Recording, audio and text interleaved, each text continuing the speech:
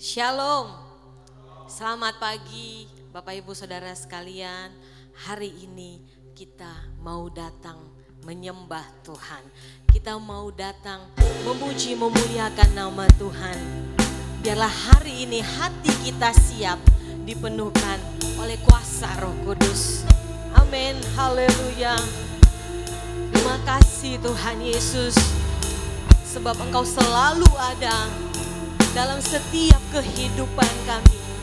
Bersamamu Tuhan, kami menjalani setiap kehidupan ini. Haleluya, haleluya. Terpuji namamu Tuhan. Segala pujian, hormat, kemuliaan hanya bagi namamu Tuhan Yesus. Engkau ada bersama setiap musim hidupku. Tak pernah kau biarkan ku sendiri. Kekuatan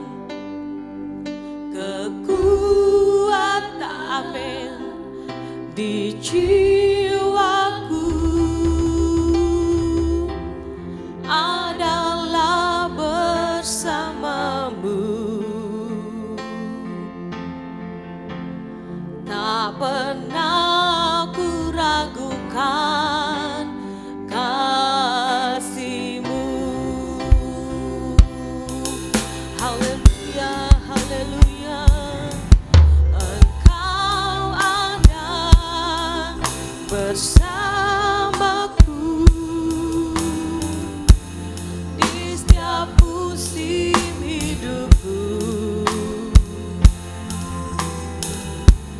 Tak pernah kau biarkan ku sendiri.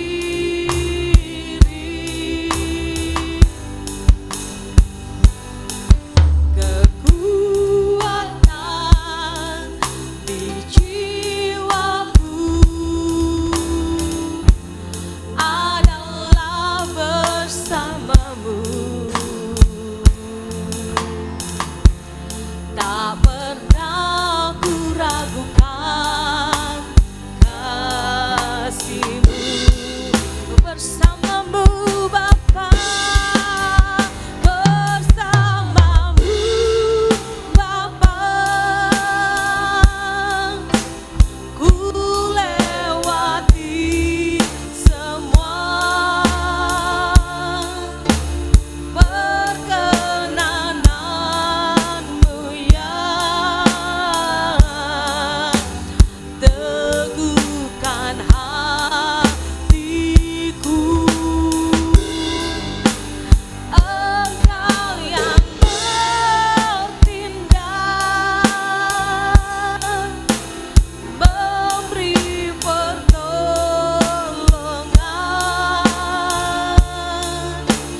Anugerah-Mu besar berlimpah bagiku. Engkau ada di dalam setiap hati kami. Karena kami ada hari ini semua karena berkat Tuhan. Kami ada hari ini semua karena kemurahan Tuhan. Haleluya. Engkau ada bersamaku di setiap musim hidupku. Tak pernah kau biarkan ku sendiri.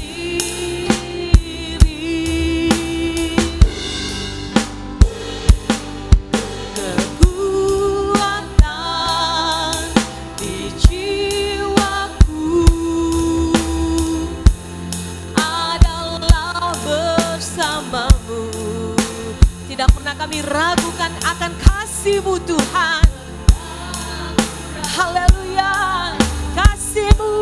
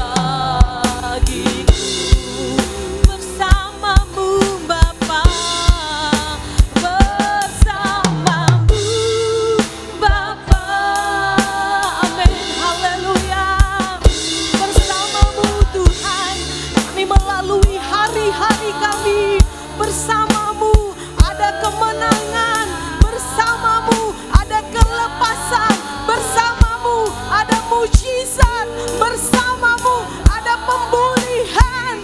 Haleluya, haleluya. Engkau yang bertindak, memberi pertolongan.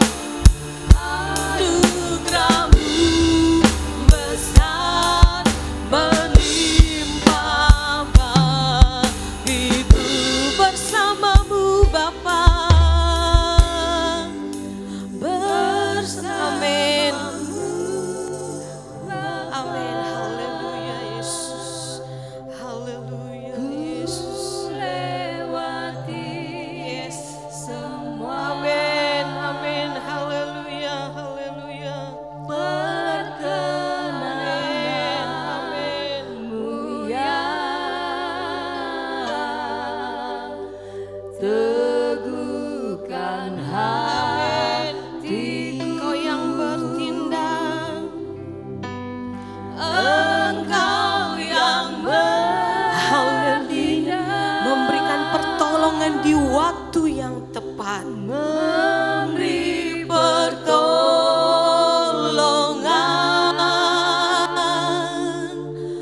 Anugerahmu besar, berlimpah bersamamu. Haleluya, bersamamu Bapa. Ku lewati semua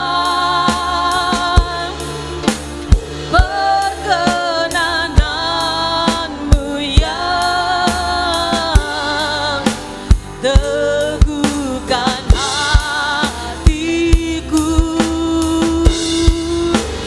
Engkau yang bertindak,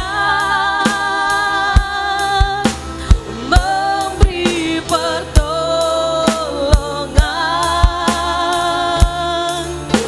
Anugerahmu besar, berlimpah bagiku.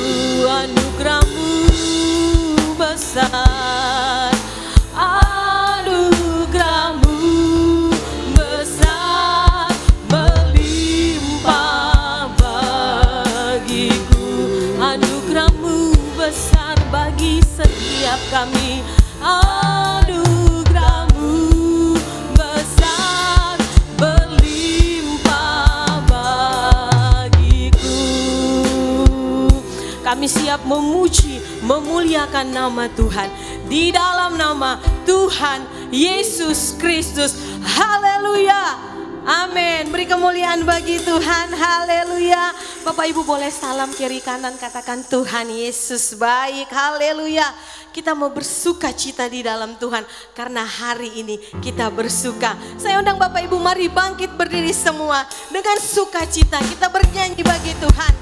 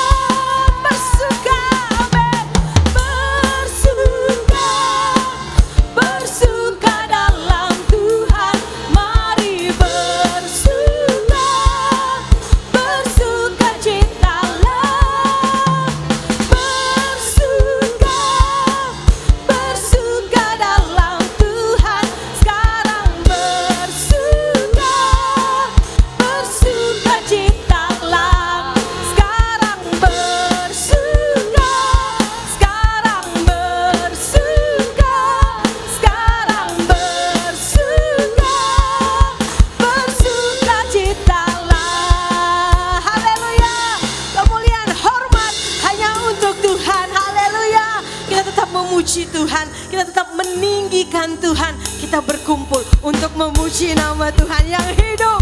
Haleluya.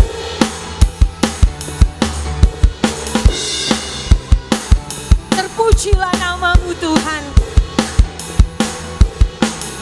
Kami bersuka cita, kami bersyukur karena perbuatan-Mu yang ajaib dalam setiap hidup kami. Haleluya.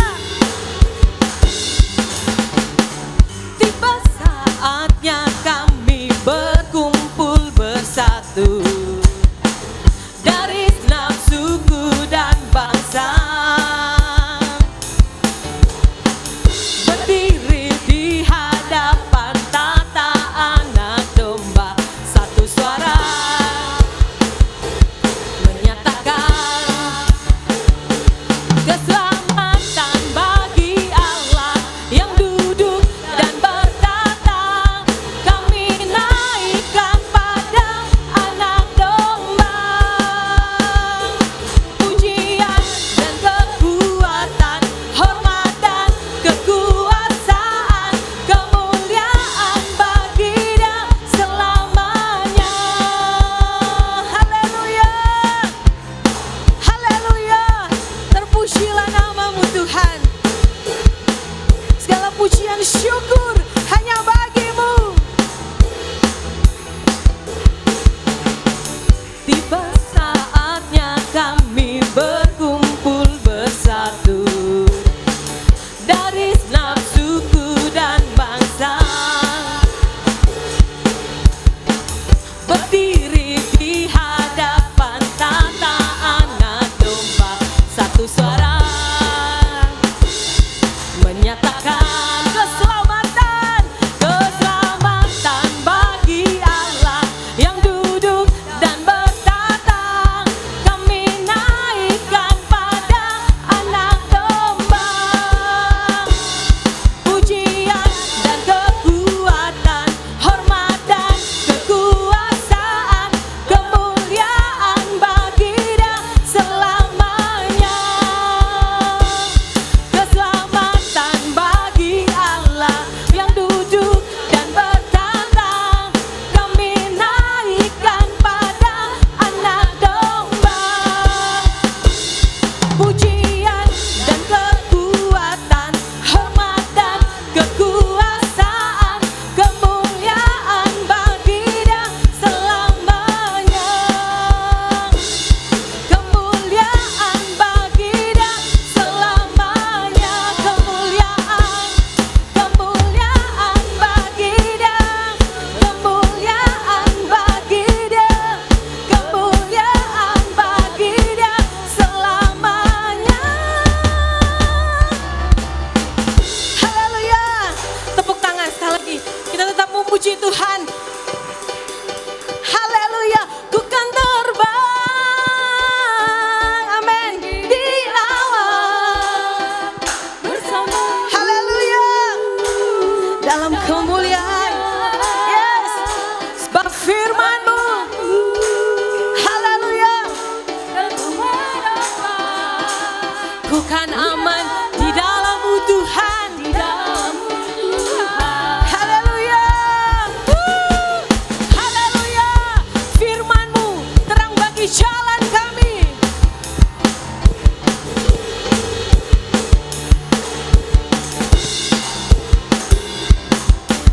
Firman-Mu Tuhan, pelita bagi kakiku. Janji-Mu terang bagi jalan.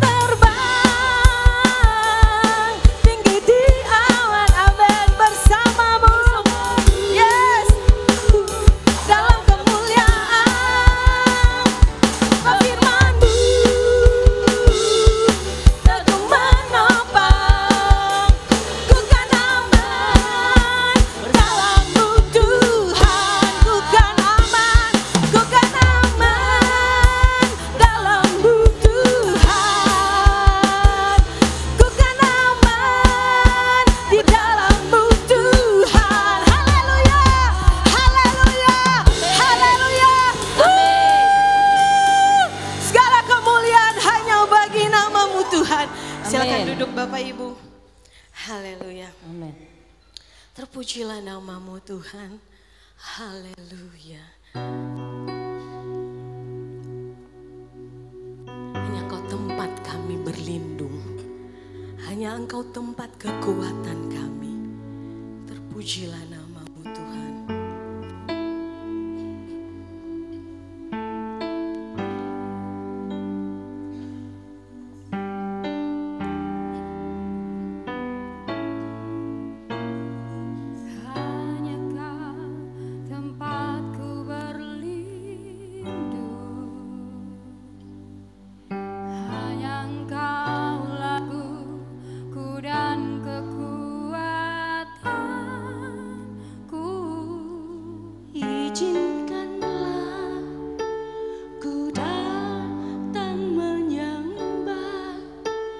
Membawa syukurku,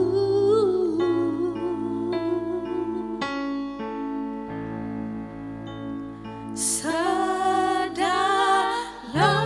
hatiku Kau pun tahu,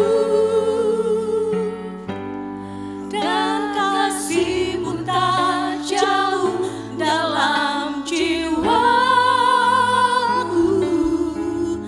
Di dalam kesesakan, di dalam kemenangan, ku tahu Engkau selalu bersamaku.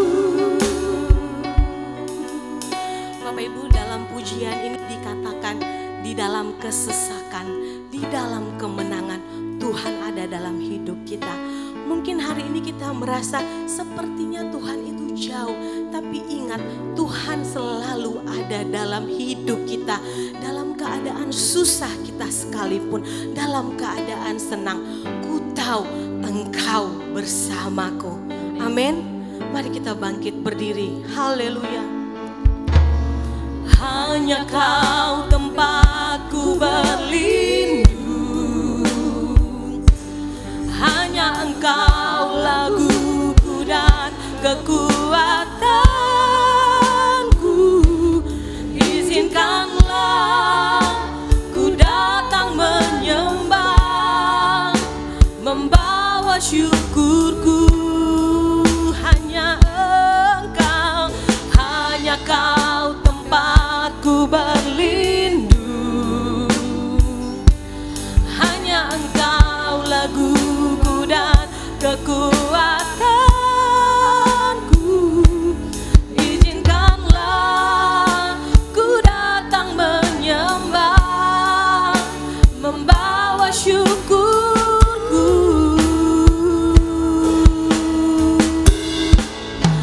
Sedalamnya hatiku Kau pun tahu, dan kasih-Mu tak jauh dalam jiwaku. Di dalam kesesakan, di dalam kemenangan, ku tahu Engkau selalu bersamaku. Sedalamnya hatiku Kau pun tahu, dan kasih-Mu tak jauh dalam jiwaku. Di dalam kesesakan, di dalam kemenangan, ku tahu Engkau selalu bersamaku. Di dalam kesesakan, di dalam kemenangan, ku tahu Engkau selalu bersamaku. Di dalam kesesakan, di dalam kemenangan, ku tahu Engkau selalu bersamaku.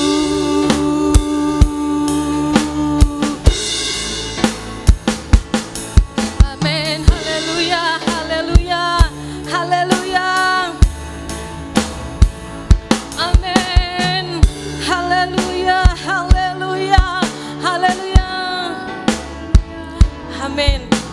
Haleluya, haleluya.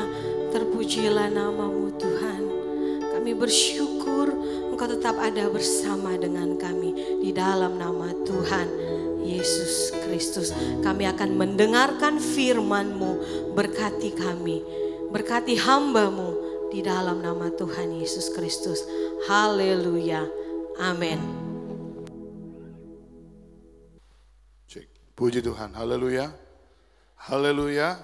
Coba saudara tengok kanan kiri, berikan jabat tangan satu dengan yang lain, katakan Tuhan Yesus baik, Tuhan Yesus baik. Haleluya, puji Tuhan. Ada sukacita di rumah Tuhan? Puji Tuhan, kita ada lagi di rumah Tuhan pagi hari ini untuk memuji, membesarkan nama daripada Tuhan. Puji Tuhan, ada sesuatu yang Tuhan sampaikan dalam hati saya untuk saya bagikan bagi saudara pada pagi hari ini. Baik dalam ibadah raya pertama, baik sebentar juga dalam ibadah raya kedua. Saya beri judul khotbah atau renungan pada pagi hari ini, sama-sama kita baca di depan. Sudah lihat di depan 1, 2, 3. True investasi atau investasi yang sejati. Nah, berbicara investasi, nanti kita akan perhatikan hari ini atau kita akan lihat bahwa kita manusia tanpa sadar saudara ya, kita sedang melakukan investasi, kita sedang menanam sesuatu, kita sedang menabur sesuatu untuk masa depan kita, ya. Tetapi ada banyak orang yang salah berinvestasi. Saya tidak berbicara investasi masalah uang, saham, dan lain sebagainya. Karena pagi hari ini saya akan berbicara tentang investasi di dalam Tuhan Yesus Kristus. Katakan amin, saudara. Investasi yang sejati atau investasi yang benar. Next. Nah, sekarang kita lihat dulu apa arti kata investasi itu sendiri.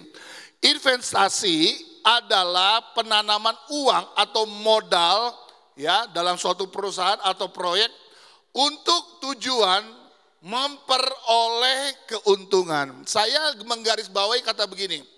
Kita menanam sesuatu ya, kita menabur sesuatu untuk keuntungan nanti.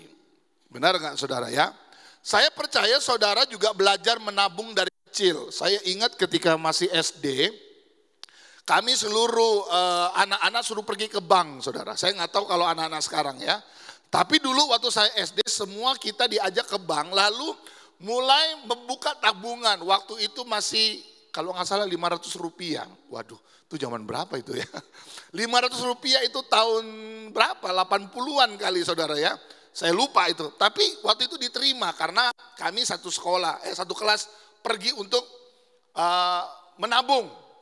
Nah, sekali lagi arti kata investasi adalah menanam atau menabur kalau bahasa kita ya untuk tujuannya memperoleh keuntungan. Nah, saudara pagi hari ini datang ke gereja beribadah, Anda sedang berinvestasi, saudara.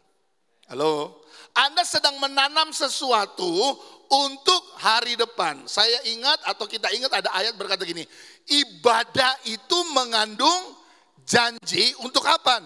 Hari ini dan hari yang akan datang.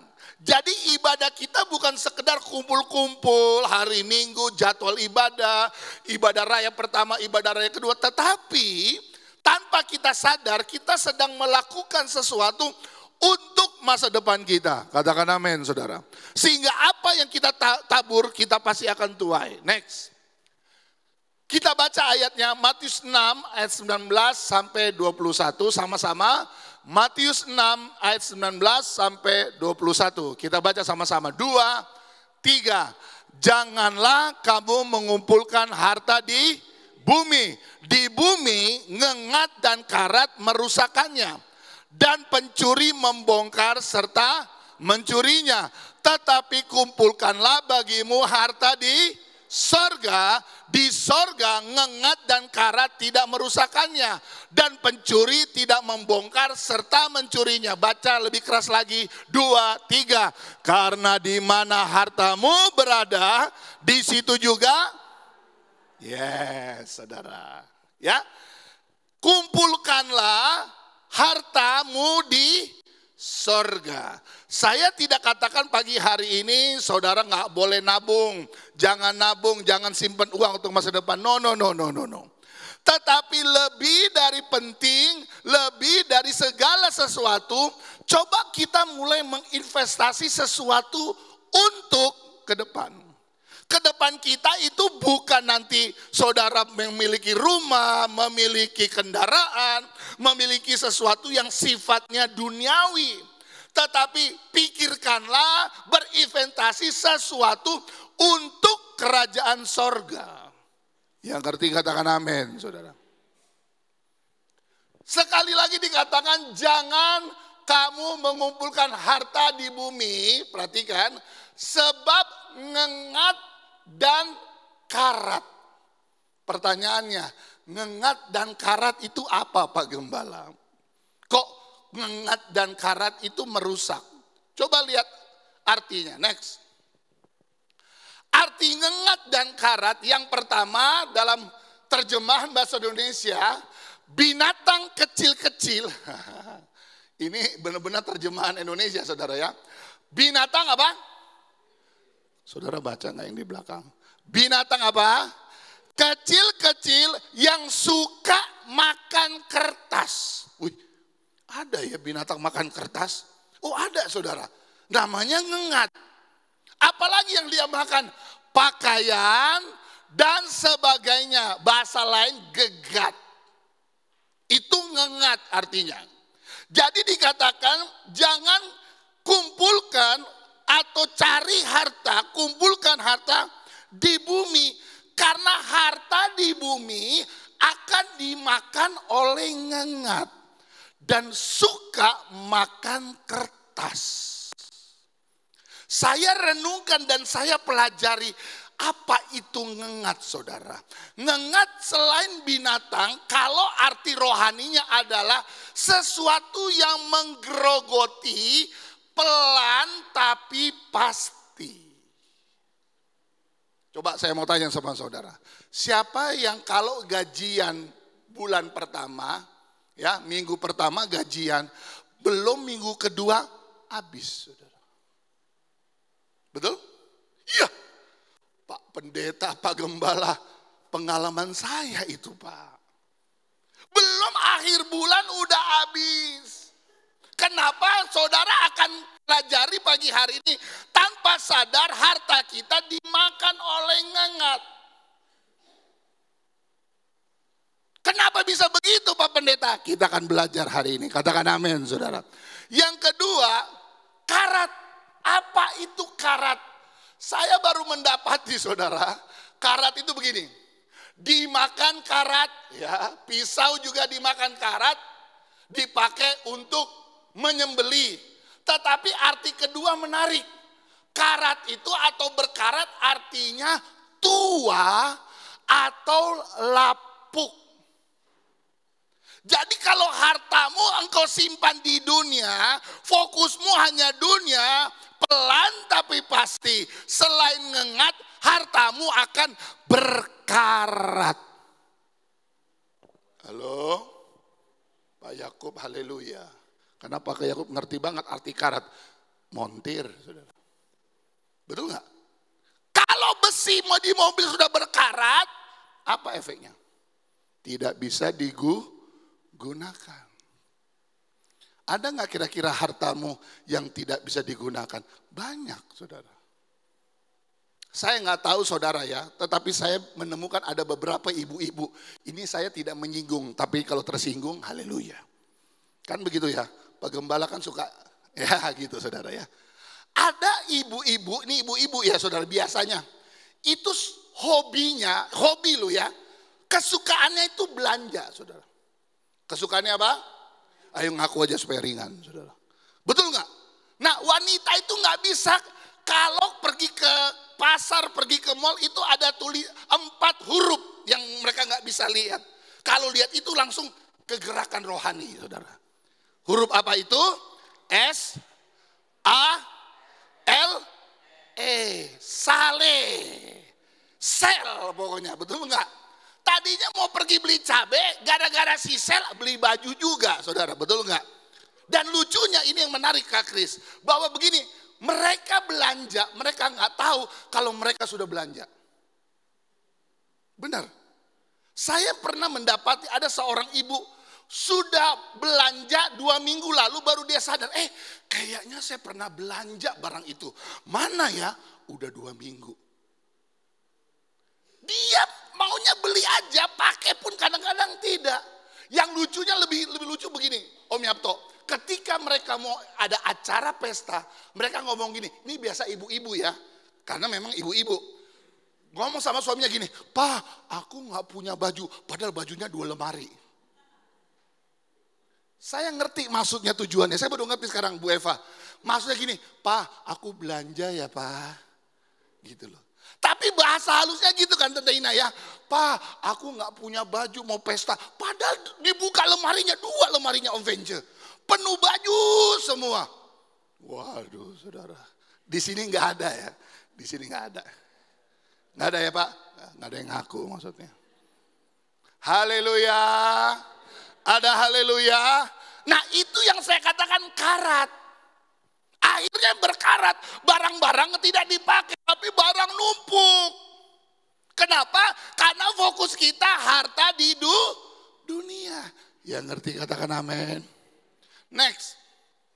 Nah, pernah ingat gambar ini enggak? Ini uang. Tapi uang yang sudah digigit rayap, saudara. Pernah ingat beberapa bulan lalu, tiba-tiba ada seorang datang ke dealer mobil, dia beli mobil cash dengan uang yang ada, tapi sebagian uang itu sudah digigit rayap, saudara. Betul nggak? Ingat nggak? Orang Indonesia punya tradisi nyimpan uang di bawah bantal. Betul nggak? Bahkan nyimpannya di bawah kasur. Nggak percaya sama bank. Ya, kenapa? Karena mereka simpannya di bawah kasur. Nyimpannya di bawah apa? Bantal. Ada resiko nggak? Ya resikonya ya ini. Dimakan rayap. Padahal kalau dihitung Pak, itu jumlahnya ratusan juta loh. Uang disimpan tuh ratusan juta, memang dia nabung. Tetapi akhirnya rusak, tidak bisa dipergunakan. Cari apa di dalam, jangan pura-pura gak tahu lagu ini saudara. Cari apa di dalam, cari dunia tentu, sama-sama yang keras. Cari Yesus yang penuh cinta. Saudara, pada akhirnya kita akan diperhadapkan dengan 2 pilihan. Mau investasi ke sorga atau kita hanya investasi dunia yang akhirnya kita nggak bawa. Kita nggak bawa. Kemarin saya lihat satu iklan, saudara. Iklan atau story, saya lupa. Jadi di Arab Saudi itu ada orang kaya. Ya tentu kaya. Saudara tahu nggak? Mobil Mercy-nya itu dari emas. Jadi dia pesan 1 unit Mercedes dan dia mau catnya itu dari emas. Lalu dia punya bangku, kursi, itu dia pesan dari emas. Wih, kaya. Kalau orang Sulawesi kan ngomong gitu ya. Kaya sekali. Tapi saudara tahu apa yang terjadi? Waktu dia meninggal, maaf bicara, dia meninggal di comberan, saudara. Pertanyaannya, ketika dia sebelum meninggal, dia bisa nggak ngomong pesan begini? Anak buahku, tolong semua saya punya peti emas. Bisa? Nggak bisa, saudara. Mau dibawa? Nggak bisa. Walaupun punya, walaupun miliki, walaupun sanggup, walaupun mampu, tapi nggak bisa. Ku tak membawa apapun, nyanyi dong. Saat ku ke dunia, bait keduanya lebih keras lagi. Ku tinggal. Udah. Udah ditinggal aja udah gak enak kan? Benar gak saudara? Inilah fakta uang dimakan rayap. Next. Nah, sebenarnya dari ayat yang kita sudah baca di atas, apa sih intinya? Kenapa Tuhan bilang harus investasi, harus tanah saham, harus bagi harta, cari harta ke sorga? Karena ayat yang tadi terakhir berkata gini, karena di mana hartamu berada, perhatikan ini kuncinya. Di mana hartamu berada, apa? Di situ juga hatimu berada. Inilah masalah yang besar yang terjadi hari-hari ini. Di mana hartamu, di situ hatimu. Sekarang saya mau tanya sama jemaat yang saya kasihi. Punya uang berdosa enggak? Uang sendiri dosa enggak? Tidak, saudara. Yang membuat dosa apa? Hah? Cinta uang. Orang kalau udah cinta sama uang, berarti hatinya juga kepada uang. Bukannya uang dosa loh. Ya, saudara pergi ke supermarket, ke Alfamart, Indomaret, nggak bisa beli pakai haleluya, ditolak saudara. Semua harus pakai uang, betul nggak? Nah dengan uang kita bisa belanja, kita bertransaksi, kita bisa jual beli, itulah fungsinya uang. Tetapi yang salah ketika hati kita ada di uang. Ini ngeri saudara, ini sangat ngeri. Ada berita lagi kemarin bahwa selain Eropa, Asia sekarang sedang ada usulan untuk mempersatukan mata uang. Di Eropa kan sudah ada namanya Uni Eropa. Satu mata uang kecuali Inggris. Inggris belum bergabung karena dia pound sterling.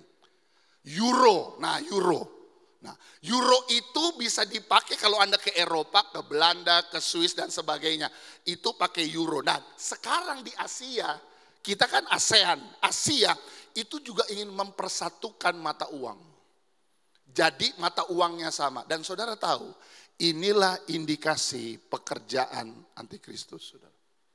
Kalau semua negara sudah merujuk dengan satu mata uang, akan muncul satu negara atau satu kekuasaan, dan itu nanti akan dipimpin oleh antikristus. Dan kalau semua sudah menjadi satu, siap-siap saudara, antikristus akan datang. Kenapa? Karena hati, kecenderungan hati itu ke uang. Sekali lagi saya katakan uang itu tidak dosa. Yang dosa adalah cintakan uang. Makanya saya bagi dua. Yang pertama, harta, kesenangan, keinginan daging, atau hati kita kepada Tuhan. Jadi gini saudara, waktu Anda terima berkat Tuhan, saya pakai berkat aja ya. Waktu Anda terima gaji itu kan berkat Tuhan, betul nggak? Betul nggak? Ya kita sepakat dulu nih, gaji itu berkat Tuhan, betul ya? Nah waktu kita terima gaji, di hati kita harus selalu memiliki bahwa ini miliknya Tuhan. Kalau saudara bisa punya hati ini miliknya Tuhan, Anda terbebas dari yang dikatakan di mana hartamu berada, di situ hatimu berada. Dengan kata lain, apa saja yang Tuhan perintahkan, apa saja yang Tuhan suruh, masalah berkat ini, yes. Yang pertama tentu milik Tuhan. Jangan pura-pura nggak dengar saudara. Yang pertama adalah miliknya Tuhan. Pak, saya udah kembalikan milik Tuhan. Itu baru yang pertama. Yang kedua, jujur nggak? Kalau saudara gaji 1 juta, lalu Anda kasih per bulan 10.000, Anda kembalikan milik Tuhan, tapi Anda menghina Tuhan. Tuhan Yesus saja memerintahkan, Tuhan Yesus loh, memerintahkan untuk bayar dan kembalikan milik Tuhan. Kan seluruh hidup kita milik Tuhan. Sekarang saya mau tanya, kalau yang 10% aja gak mau kasih, bohong kalau 100% mau dikasih. Logikanya jelas gak? 10% aja nggak mau dikasih untuk Tuhan, katanya seluruh hidup kita. Sekarang saya mau tanya, berani nggak kasih semua hartanya untuk Tuhan? Bohong, saudara. Saudara tahu Yesus, ini menarik ya. Kalau Anda pelajari hidup Yesus, setiap kali lakukan mujizat, Alkitab berkata Yesus menyingkir. Dia pergi, dia menyingkir, nggak pernah dia tunjukkan diri, nih gua Yesus. Gua anak Allah, nggak ada ngomong begitu. Selalu dia menyingkir. Orang cari dia mana Yesus, nggak ada, dia pergi. Jadi setialah di gereja lokal, saudara. Karena saya akan pastikan saudara terima ajaran yang benar. Walaupun ajaran kita nggak populer, saudara. Ajaran kita mungkin nggak menarik buat banyak orang, terserah. Bagi saya nggak penting, karena terkenal itu bukan urusan saya. Promosi itu waktunya Tuhan, katakan amin, saudara. Dan puji Tuhan sampai sekarang gereja kita terus akan bertumbuh karena kita berdiri atas kebenaran firman. Katakan amin, saudara. Jadi yang membedakan adalah antara harta, kesenangan, keinginan daging, dan hati kita.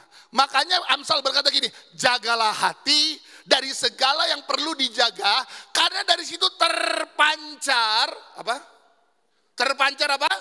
Kehidupan. Jadi hati ini dijaga, kenapa? Karena banyak hal yang ada dalam kehidupan kita.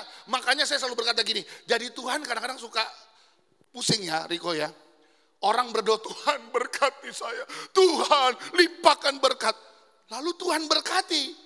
Tapi waktu diberkati justru lari daripada Tuhan. Betul nggak? Betul nggak?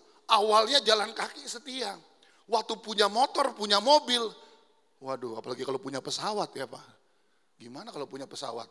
Makanya Kebon Baru masih ada lapangan di atas. Jemaat yang punya helikopter boleh mendarat di atas, saudara. Kok nggak ada amin, saudara? Saudara ragukan Kebon Baru. Jangan main-main. Ya kali aja ada jemaat yang punya helikopter macet. Pak, boleh mendarat? Silakan mendarat. Haleluya. Tepuk tangan buat Tuhan dulu dong. Oh, haleluya. Ya, next. Berikut. Filipi 3 ayat 7 sampai 9. Saya suka sekali ayat ini, nggak tahu kenapa. Filipi 3 ayat 7 sampai 9. Sama-sama bacalah. Ya, 1, 2, 3. Tetapi apa yang dahulu merupakan keuntungan bagiku, sekarang kuanggap rugi karena Kristus. Malahan segala sesuatu kuanggap rugi karena pengenalan akan Kristus Yesus Tuhanku lebih mulia daripada semuanya. Oleh karena dialah aku telah melepaskan semuanya itu dan menganggapnya sampah supaya aku memperoleh. Saudara bacanya enak, tetapi yang nulis ini saya yakin tegang, saudara. Kenapa? Ini surat Rasul Paulus kepada jemaat di Filipi. Segala sesuatu kuanggap sampah. Sekarang begini saudara. Saudara mau cek cinta saudara kepada Tuhan itu lewat ayat ini. Bagaimana caranya? Coba next. Coba cek ya. Apa yang menjadi keuntungan bagi kita sekarang? Sekarang nih. Saat ini saudara dengar firman hari ini, coba saudara pikir dan cek, kira-kira yang menjadi keuntungan bagi saudara apa? Kekayaan, harta, rumah, kendaraan, jabatan, uang, orang kuat, bos, orang tua dan lain-lain. Apakah itu keuntungan kita sekarang? Kalau saudara jawab iya, berarti belum ada Kristus dalam hidupmu. Saya ulangi lagi saudara ya. Untuk mencek kadar rohani kita, itu ditanya dalam diri kita begitu. Siapa yang hari ini atau apa yang hari ini menguntungkan kita? Kalau jawaban saudara seperti yang saya taruh di atas, berarti belum ada Kristus dalam hidupmu. Tetapi kalau Yesus, kalau Tuhan Yesus adalah keuntungan Dan yang lain adalah rugi atau sampah. Maaf bicara, kata sampah dalam bahasa asli adalah kotoran manusia. Jadi Rasul Paulus ketika dia tahu siapa Yesus, dulu dia adalah Saulus, pembunuh orang-orang Kristen. Tetapi ketika dia berjumpa dengan Tuhan dan dia alami Tuhan, dia merasa dan dia mengambil statement bahwa yang lain adalah sampah. Sampai di titik ini, saya mau katakan ada Kristus dalam hidupmu. Pantesannya Rasul Paulus berkata begini, hidupku adalah Kristus, mati adalah keuntungan. Biar engkau yang bertambah-tambah, aku yang berkurang-kurang. Mati sekalipun, itu kalau punya Kristus. Tetapi hari ini orang takut mati, karena yang dipikirkan adalah hartanya. Yang dipikirkanlah fasilitasnya. Nggak sebanding dengan Kristus yang memberikan kekuatan, yang memberikan keselamatan. Nggak sebanding karena harta tidak bawa kita kepada keselamatan. Haleluya. Yesus lebih mulia dari segalanya. Katakan amin, saudara. Ada satu contoh di Alkitab, next. Riko, tolong baca, biasanya Siva. Riko, Lukas 16 ayat 19 sampai 26. Lukas 19, ayatnya banyak jadi kecil, saudara. Ayat 19 sampai 26.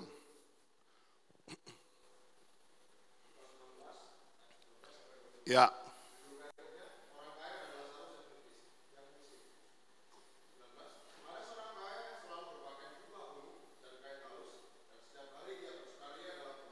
Tiap hari dia bersukaria dalam apa? Ya, next.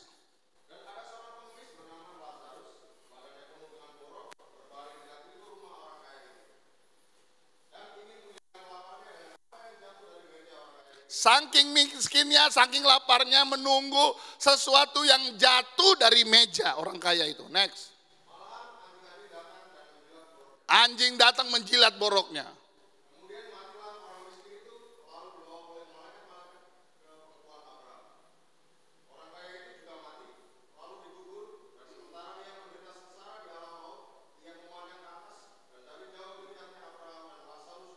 Ya. Lalu dia berseru, katanya, Bapak Abraham, kasihanlah aku, suruhlah Lazarus supaya dia mencelupkan ujung jarinya ke dalam air dan menyejukkan lidahku. Sebab, stop dulu. Tolong suruh Lazarus celupkan jarinya, ujung jarinya di air. Aku kehausan karena aku menderita. Dengar gak saudara? Ceritanya kan begitu. Next.